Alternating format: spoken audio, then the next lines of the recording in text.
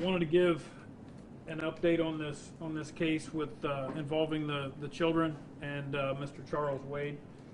We've been working extremely hard, trying to gather leads. I've reached out to the public. I've reached out to the community. I have received a lot of leads from the community. I'm asking for something very specific. We have received, we've recovered video from the apartment complex. We know that this vehicle, and this will be put out in our social media.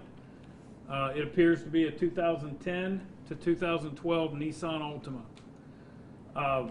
This video, or this vehicle is involved in this incident.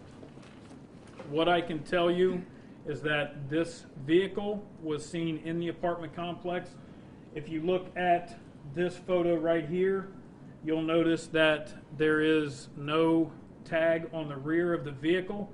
What that indicates to us is that this was a planned attack. It's something that was planned prior to doing this. This was not a heat of the moment type attack. We have received a lot of tips and information as to why this attack happened. At the first press conference, I indicated that, or I said that I would like to think that the children were not targeted. At this point in the investigation, I believe the children very well might have been the targets of this assassination, along with Mr. Wade. I would like to reach out to the community, to the public at this point. I have the information as to what led up to this. I know what happened. What I need is somebody that has firsthand knowledge of this incident, whether it is they heard somebody speaking about it, one of their friends was talking about it, they overheard that.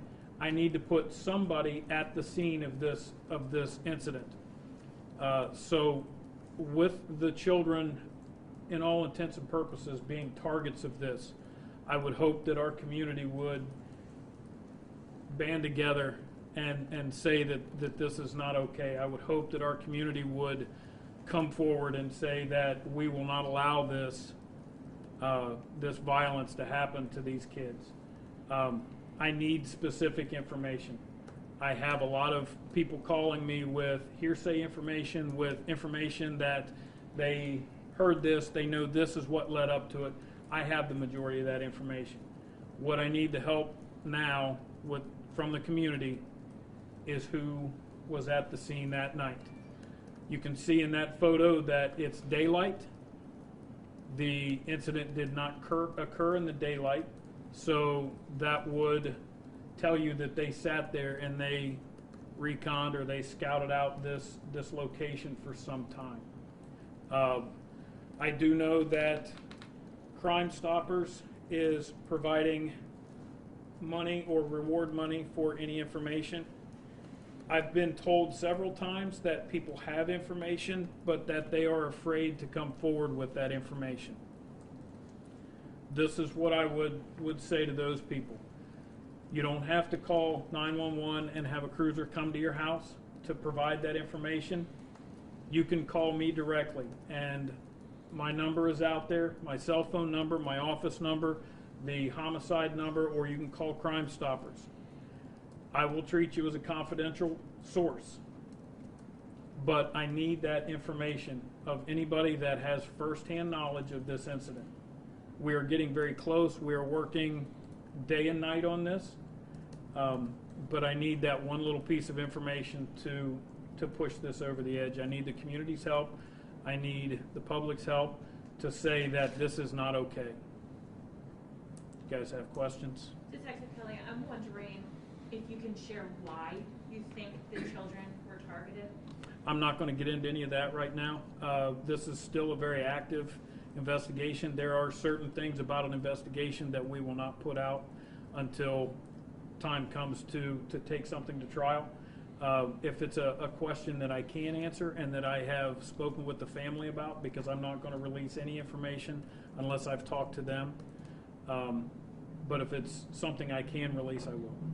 When you say that they were targeted, is this more a sense of these shooters didn't care who was there, or they were deliberately wanting to That part kill I'm these not children? entirely sure, but what I can tell you is I believe that the shooters in this case absolutely knew that those children were in the car. Whether they were the target of that shooting or not, I can't say 100% for sure, but I do believe that they knew they were in the car. I'm just wondering, as horrific as the scene was, now knowing that the shooters knew the children were there and still continued shooting the car 50 times, what does that do to you, to the team, just knowing that someone would give such disregard for children's lives? I would be lying if I said the fact that there were children involved doesn't affect our team or doesn't change some of the dynamics. All of our homicides are investigated exactly the same, with the same urgency, the same intensity. But when you come up with a scene like that, when you come up to a scene like that, it does change things. I mean, it changes the fact that it's more of a high profile case. But I still have a case with Mr. Robert Jordan that I'm working on. I still have a case with LaDarren O'Neill that I'm working on. So it does change things, but one thing it does not change is the fact that we treat every homicide just as important. Dr. Kelly, I've been to numerous events this past week. A lot of places have spoken on the kids' lives, Charles Wade's life as well. But the constant thing that I'm hearing is people might be scared. And the word snitching, that snitching culture, is probably what's holding that information back from getting to you guys. Absolutely. What do you have to say about snitching? And this, I mean, this isn't snitching. This is basically doing the right thing. Right. The chief said this isn't snitching, this is humanity. I've been doing this for a long time. Everybody wearing a uniform in this room has been doing this for a long time. Snitching and that culture only goes so far.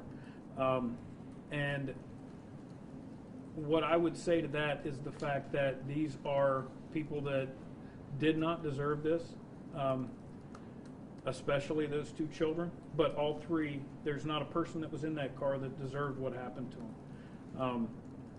We have been working very, very hard, not just on this homicide, but on all of the other homicides, dealing with the no snitching culture. I hear a lot of people talking about they want the community and the police to heal and to get together on these things. I'm not a politician. I'm not even a sergeant, for crying out loud. But if Columbus as a community is going to fix this, it has to start right now. There's no worse scene that you can think of that would cause change in a community.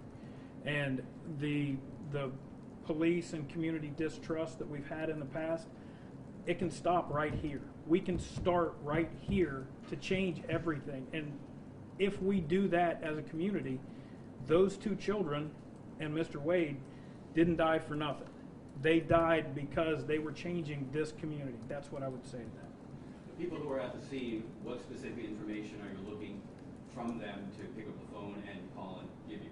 I want to know who was at that scene. Somebody out there. There's a person sitting at home right now watching this that absolutely 100% knows who the shooter is, and it's because that shooter told them they did it. It's because they were the driver of the car. It's because they are in the same group of people. It could be a girlfriend, it could be a mother, it could be a grandmother. I need firsthand information of the people that were at that scene, because that is always going to go farther.